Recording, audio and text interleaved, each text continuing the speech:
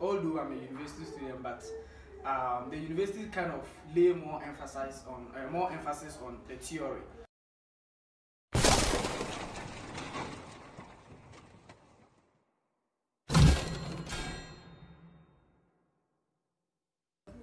Hello guys, welcome to our YouTube channel. This is Yapzor. Today we are having an interview with Adam Alex, and we are going to be talking about having a CS degree, that's computer science degree, and the self-taught approach, which one makes you a better programmer. So, Alex, welcome to the show. Can you tell my viewers who Adam Alex is? Actually, my name is Adam Alex, as you rightly mentioned. I'm a university student and a programmer. Yeah, so basically, in a nutshell, that's it. So before coming to the university to pursue computer science degree, were you having any knowledge of programming or computer science? Oh, no, please. I had no prior knowledge in IT in general. Actually, what I knew was just how to use a paint application. Which that one I was taught back at high school. So I chose computer science actually because I had with this generation of computers, you can do amazing stuff like building apps and all that. But I didn't know how all these apps are built. But I was fascinated about them because I play video games on my phone, and I was like, oh, cool. So if I go and learn these computer science people are talking about, then I can also do something similar. Yeah, I think that got me interested in pursuing computer science. If not, I have no prior knowledge in IT before I came to the university. That's great. So you have no prior knowledge. So what areas of computer science are you currently into?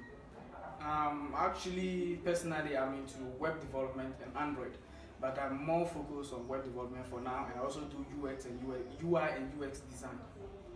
So if someone wants a website, are you ready at any time to? Sure, full stack, database, API, everything. Wow. Okay, so as you said, was it through the lectures that you were able to learn the web development, the Android, or what approach did you use? Okay, actually I went into the self-taught approach. Although I'm a university student, but the university kind of lay more emphasis on the theory. Which, if you want to focus on the theory, I don't think you can be a good programmer. You need to dig deep into the practical. So actually, acquiring my web development skills is self-taught. I actually have to go online and learn web development technologies in order to acquire the skills. So actually, I would say I did everything by myself, and other mentorship also came into the picture, but not directly from the lectures. Wow. So we hear and read that you don't need a computer science degree to pursue a career in computer science. Is it true? Actually, it's 50-50. It depends on where you are, your location. Actually, in some countries it's overrated, other countries it's underrated. Ghana, for instance, having a CS degree in order to work for any recognized company in the country, you will need a CS degree as an entry level. But in other parts of the world, no CS degree is required. I think in the late last year or in the middle of last year, Elon Musk, he's the founder of this NASA thing. He was like, Tesla. Yeah, Elon Musk, yeah, sure. He was like, he doesn't need any programmer with CS degree to actually, you don't need a CS degree before you apply to his company. All you need, you have a strong understanding of data structures and algorithms, and have some side projects. Just be familiar with programming, and you'll be able to, work in his company. So it actually depends. But having a CS degree also is worth it, because the 4 years training actually is not wasted. You still learn other important concepts about the computer science. I think it's also cool, but it's not a must that you have a CS degree before you work in any company as a software developer. So, but as you spoke, though you mentioned a bit about, I want you to go more details. The lectures and the self-taught, which one teach you more of the principles? There are certain things that, though you might be programming, you know how to develop, but the ethics and some of the principles guiding you, which one gives you better knowledge of that? Actually, both are actually good. But for me personally, I can't actually speak for others, so I'll speak out of experience. For me, actually, I think it's just the practicals, because I'm actually the practical guy and actually learning stuff by myself. Why? Because when I came first year, I kind of realized that the lectures kind of do introduction to most of the courses. They'll just come slightly and just introduce you to, okay, data structure, this and this, we have this and this and that, and walk away. You will have to go back to your hostels and actually do the work.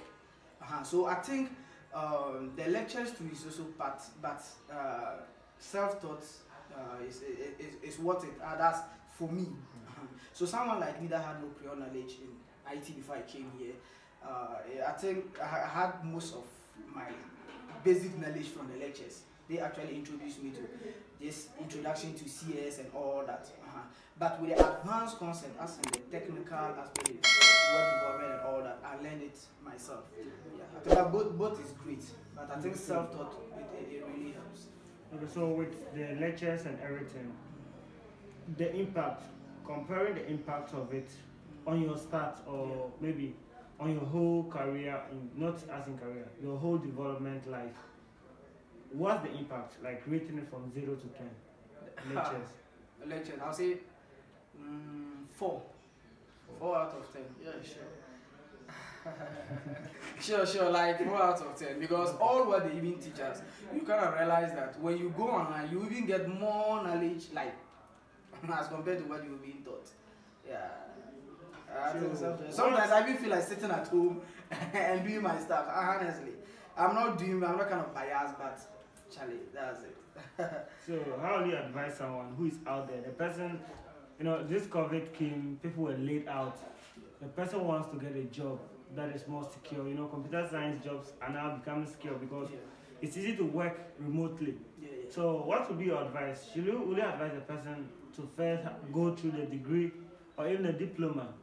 Or the person can just sit down there and self-teach himself? Actually, yes, as you said, or teach himself. You can actually even teach yourself how to program without getting enrolled to acquire any CS degree. But sometimes you need to understand who you are or your background. Some people want to also acquire the CS degree, but they don't have the finances. But above all, our advice, if you have the finances and all that, I think it's good you actually get enrolled for a CS degree. The certificate is very, very important. But if you think maybe probably you don't have the finances, you can go in the self-taught way. Because right now, let's take it that you apply to a company and they need a CS degree. But you are very good in programming, you have projects, you have side projects, and probably you even done freelancing. That's kind of, you are familiar doing programming and even dealing with real world stuff. But just because you don't have a CS degree, you are not offered the job. See how it's gonna be. So I think having a CS degree is worth it. Have the CS degree and also do self-taught. Okay, so throughout the video we've been talking of self-taught. What is self-taught programming? Is it that you just get up, pick your computer, you start programming, or how do you sure. I think I like that question. Self-taught, actually, some people will be like, this thing, somebody actually literally that taught you. So what do you mean by self-taught? You not teach us? Yeah, actually yes. The resources are online, okay, or we have instructors online. Then you go in there, probably maybe purchase a course from them or even free tutorials on YouTube. Then you start learning. So it's kind of like a self-taught because it's not a one-on-one teaching that maybe you go and sit in the classroom and someone is kind of with you, teaching you how to do this and this and this and that. Okay, do this, use this framework, don't use it. Everything is all by yourself. Your libraries that you choose, the frameworks you learn, the languages that you learn, nobody tells you to do it. You do it by yourself. For instance, nobody asked me or told me to learn web development. Like I actually said, I'm kind of getting interested in building websites. Like I view other people's websites on Google and I'm like, let me also learn how to do this.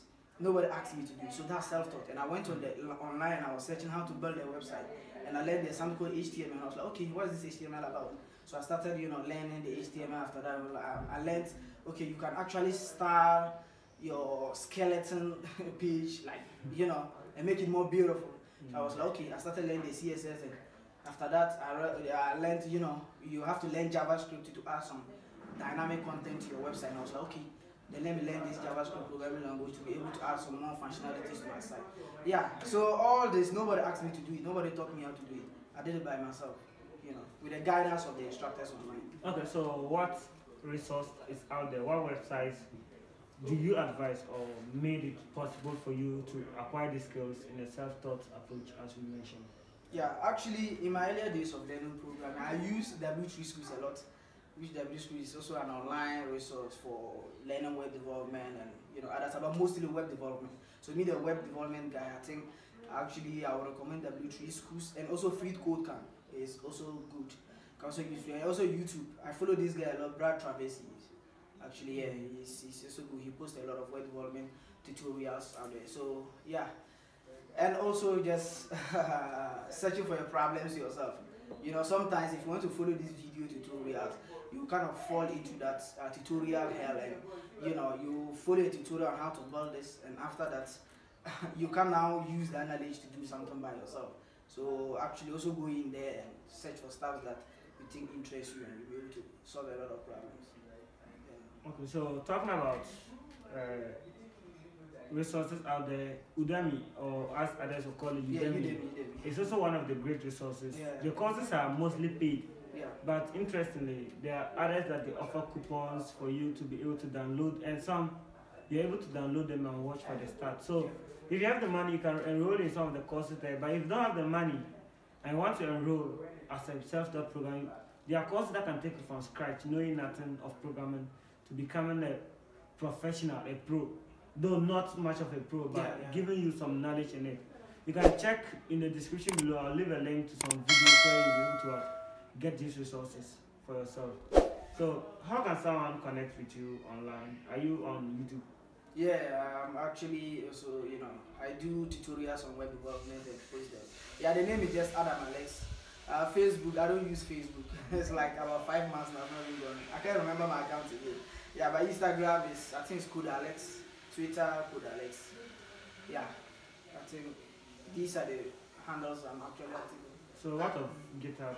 GitHub, yeah, it's Braless SVG. I think we'll put the link to. So put the links in the description. I have some few repos and all that. Okay, so great. Thank you for passing by. Yeah, thank you too. Yeah, so viewers, thank you for watching this video to the end. If you really liked it and you want to see more of these, I kindly recommend that you subscribe to my channel, and also go to his channel and subscribe, because he does videos on how to become a self-taught developer. You can actually learn how to be a web developer by going to his channel. And also, the notification icon is important to get notifications. Share this video to as many as you can and hit on the thumbs up. Until I see my next video, is bye-bye.